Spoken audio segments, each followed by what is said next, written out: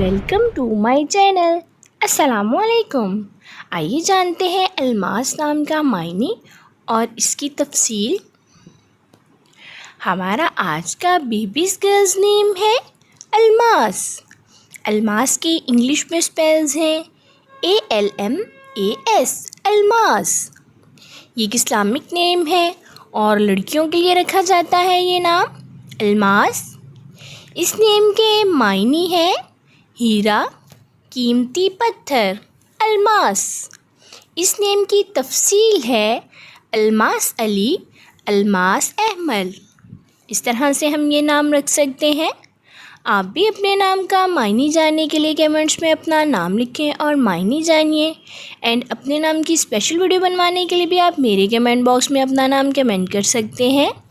And please like the video, subscribe my channel. Okay dears, फिर मिलेंगे new name new video के साथ। अपना ख्याल रखिएगा, दुआओं में याद रखिएगा। अल्लाह हाफिज़।